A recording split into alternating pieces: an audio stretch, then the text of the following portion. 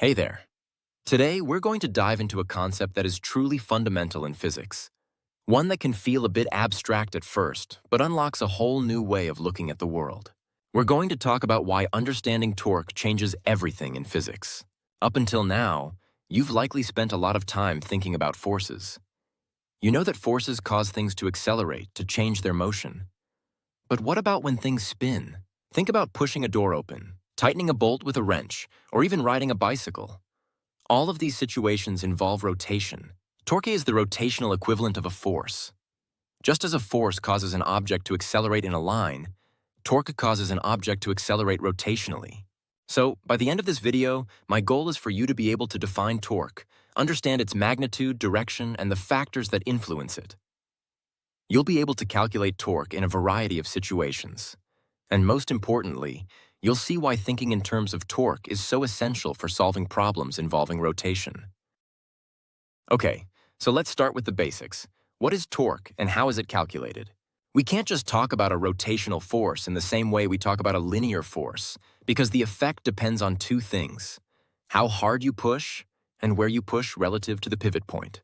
The magnitude of the torque, represented by the Greek letter tau, is calculated as the magnitude of the force F times the magnitude of the lever arm R times the sine of the angle theta between them. Let's break this down. First, the force, F, is just the size of the push or pull you're applying. Second, the lever arm, R, is the distance from the pivot point to where the force is applied. Third, theta, is the angle between the lever arm and the force vector. It's crucial to remember that we only care about the component of the force that's perpendicular to the lever arm. That's what the sine of theta takes care of for us. The closer theta is to 90 degrees, the more effective the force is at causing rotation. A useful way to visualize this is with a lever arm R and a force F. The component of the force that is perpendicular to the lever arm is the part that actually creates the turning motion. The component of the force parallel to the lever arm just pulls or pushes on the pivot. It doesn't cause rotation at all. This perpendicular part is what we multiply by the lever arm. So, torque is the lever arm times the force, but specifically the part of the force that acts perpendicularly. Its units are Newton meters. Okay, let's make this concrete with a few examples. These will help us see how the factors in our torque equation play out. Our objective here is to apply the torque formula to equals Rf sine A theta to solve some real-world problems. Example 1. Let's consider a wrench that is 25 centimeters long. You apply a force of 40 newtons at the end of the wrench at a 90-degree angle to the handle. What is the torque? First, we identify our variables. The lever arm, R, is the length of the wrench, but we must use standard units. So, 25 centimeters becomes 0.25 meters. The force, F, is 40 newtons, and the angle, theta, is 90 degrees. Now, we just plug these into our formula. Tau equals 0.25 meters times 40 newtons times the sine of 90 degrees. The sine of 90 degrees is 1, and 0.25 times 40 is 10. So, the torque is 10 Newton meters. This is the maximum possible torque you can generate with that force and wrench. Example 2. Now, let's keep the wrench and force the same, but change the angle. Instead of a 90-degree angle, you apply the 40 Newton force at an angle of 30 degrees. Again, R is 0.25 meters and F is 40 newtons, but this time theta is 30 degrees. Our calculation becomes tau equals 0.25 times 40 times the sine of 30 degrees. The sine of 30 degrees is 0.5, so we have 10 times 0.5, which gives us a torque of 5 Newton meters. Notice that because the angle was less than 90 degrees, the torque was smaller. The force was less effective at causing rotation. Example 3. For our final example, imagine a seesaw. A child weighing 200 newtons sits 2 meters from the center. An adult weighing 500 newtons needs to sit on the other side to balance it. The goal here is to balance the seesaw, which means the torque from the child must equal the torque from the adult. This is our key insight. We can set the torque due to the child, tau c, equal to the torque due to the adult, tau a. Both forces are acting straight down, so our angle theta is 90 degrees for both, and sin 90 degrees is 1. The child side gives us a torque of 400 Newton meters. The adult's torque is 500 times the adult's distance, RA. To find the distance, we just divide 400 by 500. This gives us 100 Newton meters equals 500 Newton meters times RA. Dividing 400 by 500, we find the adult must sit 0.8 meters from the center to create an equal and opposite torque, balancing the seesaw. So we've now applied our formula 3 different ways. We've seen how torque depends on force, lever arm, and angle, and how we can use it to solve a balance problem. Up to this point, we've only talked about the magnitude of torque. But just like forces, torques have a direction. This direction tells us which way the object is trying to rotate. Our objective now is to determine the direction of torque and understand how to calculate what we call net torque. The standard convention for the direction of rotation is based on the right-hand rule. Here's how it works. You point the fingers of your right hand in the direction of the lever arm vector, which points from the pivot to the point of force application. Then you curl your fingers in the direction of the force vector. If you do this correctly, your right thumb will point in the direction of the torque vector. A simpler way to think about this in 2 dimensions is with a positive and negative convention. By convention, a torque that causes a counterclockwise rotation is considered positive, while a torque that causes a clockwise rotation is considered negative. So, counterclockwise rotation is associated with a positive torque, and clockwise rotation with a negative torque. What happens when multiple torques act on an object? They can add up or cancel each other out. The overall effect is described by the net torque. The net torque is simply the sum of all individual torques, taking their signs into account. If the net torque is positive, the object will accelerate counterclockwise. If it's negative, it will accelerate clockwise. If the net torque is 0, the object is in what we call rotational equilibrium. It will either not rotate or rotate at a constant speed. Let's work through some examples that involve direction and net torque. This is where we start to solve more realistic problems. Our objective is to apply the sign convention for torque and calculate the net torque on an object under the influence of multiple forces. Example 1. Imagine a 10-meter-long plank with its pivot exactly in the middle, at the 5-meter mark. A force of 20 newtons pushes down at the 2-meter mark, and another force of 15 newtons pushes down at the 8-meter mark. What is the net torque? Let's find the lever arm for each force first, remembering that R is the distance from the pivot. For the first force, F1, its lever arm R1 is the distance from 5 meters to 2 meters, which is 3 meters. This force would cause a counterclockwise rotation around the pivot, so its torque is positive. For the second force, F2, its lever arm R2 is the distance from 5 meters to 8 meters, also 3 meters. But this force would cause a clockwise rotation, so its torque is negative. Now we calculate the individual torques and sum them. The torque from F1 is positive 3 meters times 20 newtons, which is plus 60 newton meters. The torque from F2 is negative 3 meters times 15 newtons, which is minus 45 newton meters. The net torque is the sum of these two, 60 minus 45, which equals positive 15 newton meters. The plank will start rotating counterclockwise because the net torque is positive. Example 2. A square plate of side length 0.4 meters has a pivot at its center. A 30 newton force is applied to the midpoint of one side downwards. Another 40 newton force is applied to an adjacent corner horizontally. Let's break this down. The pivot is at the center, so each corner is 0.2 meters away from the center along the x and y axes. The diagonal distance from the center to a corner is the square root of 0.2 squared plus 0.2 squared. The first force, F1, has a lever arm of 0.2 meters. It creates a clockwise torque, which is negative. The second force, F2, is applied at a corner. Its lever arm is the diagonal distance. The force is horizontal, and the lever arm goes from the center to the corner at a 45-degree angle. So we need the perpendicular component. The lever arm is about 0.283 meters. The perpendicular component of the force is F2 times sine of 45 degrees. The resulting torque is negative because it also creates clockwise rotation. T1 is 6 newton meters and T2 is approximately 8 newton meters. Summing these gives a net torque of negative 14 newton meters. The plate will spin clockwise. We've been talking about the balance of torques, or what we call rotational equilibrium. Let's make this concept formal because it's a very powerful tool for solving complex problems. In this scene, our goal is to solve for unknown forces by applying the condition of rotational equilibrium, which states that the net torque is zero. An object is in static equilibrium when two conditions are met. First, the net force on it is zero. This prevents any linear motion. Second, the net torque on it is zero. This prevents any rotational motion.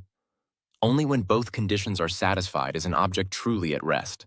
The second condition, that the sum of torques must be zero, is a game changer. It means the sum of all clockwise torques must be equal to the sum of all counterclockwise torques. Sum of all clockwise torques equals the sum of all counterclockwise torques. The best part is that you can choose your pivot point anywhere you want. A smart choice for your pivot can make solving the problem much, much easier. The torques from any forces acting through your chosen pivot will be zero because their lever arm is zero, which simplifies your equations significantly. Okay, let's put rotational equilibrium into action with some examples that might seem tricky at first, but become manageable with this approach. Our objective is to use the principle of zero net torque to determine unknown forces or distances. Example 1. A 5-meter uniform beam weighs 200 newtons. It's supported at 2 points, one at the 1-meter mark from the left end and another at the 4-meter mark from the left end. What is the force exerted by each support? First, since the beam is uniform, its entire weight acts through its center of mass, which is right at the middle, the 2.5-meter mark. Now, the trick is to choose our pivot wisely. Let's place it at support. 1. This means the lever arm for the force S1 is zero, so it creates no torque. We don't have to worry about it for now. With this pivot, we have two forces creating torques. The beam's weight of 200 newtons acts 1.5 meters from our pivot, causing a clockwise negative torque. The force from support 2 acts 3 meters from our pivot, causing a counterclockwise positive torque. For equilibrium, the net torque is zero. So we set 300 plus 3s2 equal to 0. Solving for s2, we find it is 100 newtons. We can find S1 using the other equilibrium condition. Net force is zero. The two upward forces, S1 and S2, must balance the total downward force, the weight. S1 plus 100 newtons equals 200 newtons, so S1 is 100 newtons. Each support carries half the load. Example 2. Consider a person of weight 700 newtons climbing a ladder. The ladder is uniform and weighs 200 newtons. It rests against a frictionless wall and a rough floor. This problem has several unknowns: the normal force from the floor, the static friction force from the floor, and the normal force from the wall. We can solve for them by writing equations for equilibrium. Again, the clever choice of pivot is key. Let's choose the bottom of the ladder as our pivot. The friction force and the normal force from the floor act through this point, creating no torque. This leaves us with an equation involving only the normal force from the wall, the person's weight, and the ladder's weight. By setting the net torque to zero about the bottom, we can solve directly for the normal force of the wall. The normal force from the wall acts at the top, creating a positive torque. The weight of the person and the ladder act downwards, creating negative torques. By carefully calculating the lever arms for the weights and solving the torque equation, we can find the normal force from the wall. We can then use our force equilibrium equations to find the friction and normal force at the floor. The pivot trick made this possible. Example 3. A sign of mass 10 kT is held up by a light rod that pivots at a wall and is supported by a cable attached to the end of the rod and the wall. What is the tension in the cable? Here we need to find the tension in the cable. Our best strategy is to place the pivot at the other end of the rod, where it attaches to the wall. This eliminates the unknown forces from the wall from our torque equation.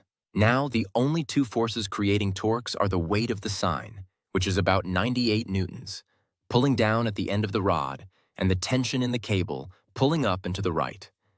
The tension has an upward counterclockwise component and a downward clockwise component. By carefully setting up the equilibrium equation, where the torque from the upward component of the tension balances the torque from the sign's weight, we can solve for the tension T in the cable. Again, the power is in choosing a pivot to simplify the problem. It's a key part of thinking like a physicist. Okay, it's time for some practice. Pause the video and try to solve these problems on your own before I go through the solutions. It's the best way to solidify your understanding. Practice problem 1. A force of 50 newtons is applied at the end of a 0.8-meter-long lever. The force is applied at an angle of 120 degrees relative to the lever. Calculate the magnitude and direction, clockwise or counterclockwise, of the resulting torque. Practice problem 2. Two forces act on a meter stick. A 30-newton force pushes down at the 10-centimeter mark, and a 20-newton force pushes up at the 90-centimeter mark. The stick is pivoted at its center, 50 centimeters mark. What is the net torque? Practice problem 3. A 4-meter uniform beam weighs 150 newtons. It is supported by a cable at one end and a hinge at the other. The cable makes a 30-degree angle with the beam. Find the tension in the cable. Go ahead and pause the video now. Welcome back. Let's go over the solutions. First, for problem 1. We use our formula T equals RF sine theta. We have 0.8 meters times 50 newtons times sine of 120 degrees. The sine of 120 degrees is the same as sine of 60 degrees, which is the square root of 3/2, or about 0.866. Multiplying 40 by this gives us approximately 34.6 newton meters. To find the direction, draw a diagram. The force is at 120 degrees to the lever arm, so it pushes backward relative to a straight lever, causing a counterclockwise rotation. Solution 2. For the meter stick, the pivot is at 50 centimeters. Force F1 at 10 centimeters has a lever arm of 40 centimeters, or 0.4 mm. It causes a clockwise negative torque. T1 is negative 0.4 meters times 30 newtons, which is negative 12 newton meters. Force F2 at 90 centimeters has a lever arm of 40 centimeters, also 0.4 mm. It causes a counterclockwise positive torque. T2 is positive 0.4 meters times 20 newtons, which is plus 8 newton meters. The net torque is negative 12 plus 8, which is negative 4 newton meters. The stick will rotate clockwise. Solution 3. For the beam, we should choose the hinge as our pivot to eliminate the unknown hinge forces. The cable creates a counterclockwise torque, and the beam's weight creates a clockwise torque. For equilibrium, these must balance. The weight of 150 newtons acts at the center 2 meters from the hinge. The cable's tension T acts 4 meters from the hinge, and its upward component is T times sine of 30 degrees. Setting the sum of torques to 0, we get 2T minus 300 equals 0. Solving for T, we find the tension in the cable is 150 newtons. The upward pull from the cable's vertical component must balance the beam's weight. So, we've come full circle. We started by seeing that forces cause linear acceleration, and how torque is the rotational equivalent that causes angular acceleration. We learned how to calculate the magnitude of torque as RF sine theta, and we established a clear sign convention for its direction. We then saw that for objects to be at rest or in static equilibrium, not only must the net force be 0, but the net torque must also be 0. The biggest takeaway, the thing that truly changes everything, is that the torque equation gives you an extra independent equation to work with. For any 2D problem, you get two force equations, Fx equals 0 and Fy equals 0, and one torque equation, tau equals 0. This means you can solve for up to 3 unknown forces or distances in a single problem, and that is incredibly powerful. It allows us to analyze beams, ladders, bridges, doors, and countless other objects in a world that is full of rotation. This tool is why understanding torque changes everything. It's the key that unlocks the statics of rigid bodies and forms the bedrock for studying their dynamics. I hope this guide has given you a solid foundation for thinking about torque.